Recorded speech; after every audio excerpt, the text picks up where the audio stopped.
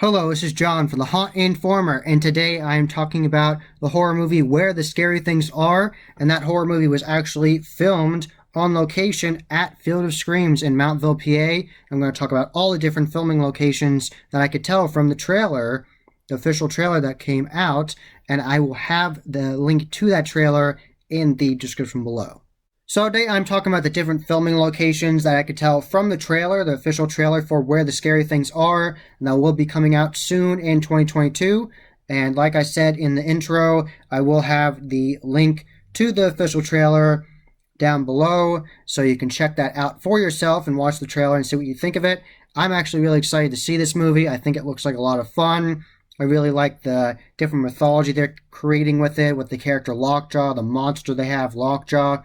So that looks super neat. I really want to see this movie. It's going to be fun, especially since I know all the different places they actually filmed on the property. So the opening shot of the trailer is the Field of Screams archway, and that really immediately gets you in the spooky mood, especially if you've been to Field of Screams before. You walk under that archway, and on the back of it, when you're leaving, it says Dare to Return. So it's very iconic for Field of Screams, so having that be the first thing you see in the trailer for this movie really sets the tone that this is a crazy monster that's living at a haunted attraction, so I really like that. Really sets the tone.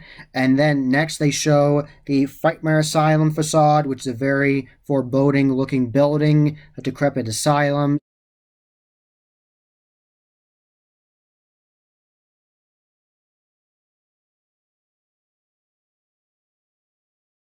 And then quickly they show the ballroom in the Den of Darkness, and they pan over some of the props in there of the different people dancing, and they use that multiple times throughout the trailer, and sometimes you see the main characters of the kids that are doing the school project and making their own urban legend with Lockjaw and everything, and then they actually find the monster of Lockjaw, and the story goes from there. I'm interested to see how it all plays out in the movie.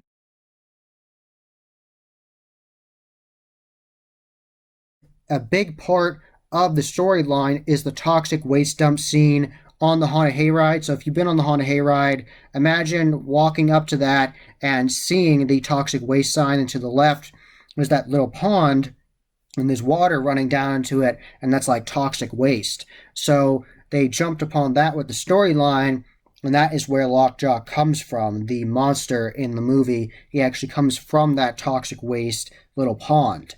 And I thought that was really neat. I thought it was fun they used that scene.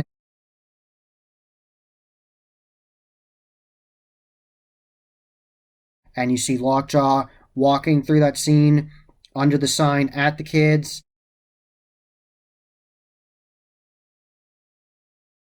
And in one scene, you actually see one of the characters, one of the main characters of the kids, running through the redneck scene. And you actually see the moonshine still actually explode with the fire effect like it would when you go on the hayride. So I thought that was really neat.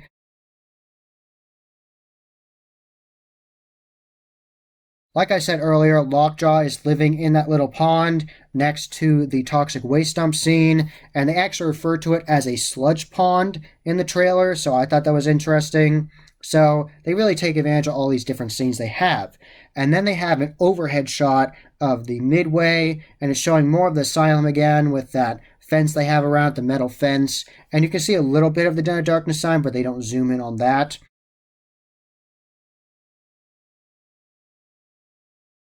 If you had been through Nocturnal Wasteland in the past, you would have known of this old area that is now defunct and they don't use in the attraction when it's running anymore, where they had this freezer maze where you could go in, you could get lost, and there was dead ends, and actors would split your group apart and make you go different ways. So now they're using that area for this movie, and that's actually where they keep Lockjaw, and he comes alive and he'll attack people when they bring the people to him. And you actually get to see this man that they take in to the freezer maze area, into where Lockjaw actually is in one of the rooms, or one of the corners of this maze.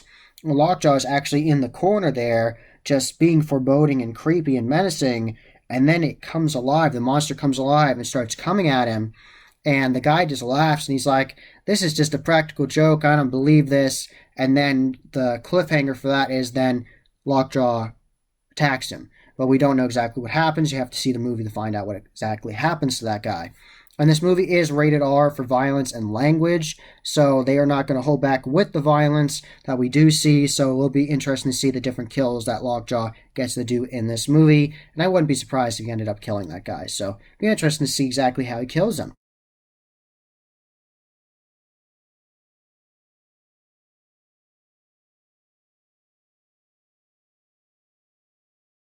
When that incident occurs, when Lockjaw actually attacks that guy that they bring into the freezer maze to Lockjaw, there is a kid actually recording it on his camcorder, and then they put that clip up on YouTube and make a YouTube channel about it, and they get tons of views, and they actually show it to their teacher that is telling them to do this urban legend school project.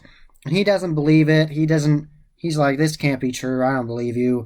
And then they actually take him to Lockjaw, and then craziness ensues. So I'm interested to see how that all plays out in the movie. And you can hear one of the characters in the background during one of the scenes saying it can smell fear, referring to Lockjaw. So that's interesting. So I really like that they took full advantage of that creepy Nocturnal Wasteland feel. They took advantage of the sets in the Hayride, Nocturnal Wasteland. They show that creepy facade of the Frightmare Asylum. So they really take advantage of all their different surroundings at Field of Scream. If you piece together the different words that they flash between some of the different clips in the trailer, it would say, beware what you believe, where the scary things are. So it ties into the whole title of the whole thing, where the scary things are. So I really like that. Near the end of the trailer, there's a very fast-paced section where they show a whole bunch of clips really fast, but I actually slowed it down and looked at every single section of that, and there's actually a lot of really interesting scenes going on in there. There's a character running on the catwalks that are actually above the junkyard scene, Nocturnal Wasteland. So all kinds of great different scenes here, and then they jump to the part where the kids are trying to get away from Lockjaw, and he's followed them into Nocturnal Wasteland, and they're in the laser swamp scene, and there's the laser, and they're hiding next to the boat on the ground, trying to hope he doesn't see them under the laser. So there's a lot of interesting suspenseful areas of this story, and I can't wait to see it all.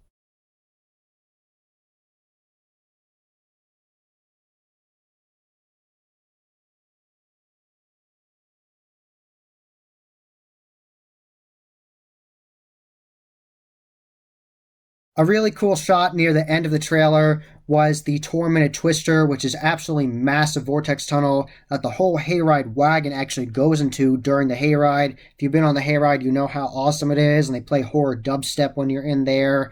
And at one shot of this movie, you actually see Lockjaw walking through that. So I can't wait to see that in the movie, how they build that up, and how he's trying to find people on the property of Field of Screams. So it's just an interesting concept to me to film a horror movie at the haunt attraction and take full advantage of the whole property. And you can see that whole massive vortex tunnel spinning. I really like that.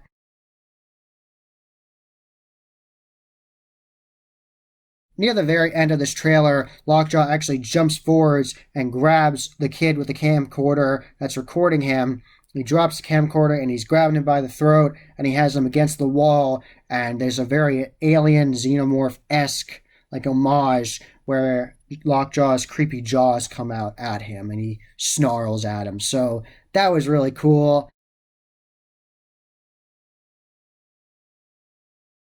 I really like that scene. That was an interesting teaser. So I'm definitely excited to see this movie. And to reiterate, this movie is rated R for violence and language. So definitely look forward to cool kills and different interesting effects in this. And I can't wait to see how it all comes together. And definitely look forward to it in the future. It's going to be on streaming platforms and go direct to DVD in the future. So definitely be on the lookout.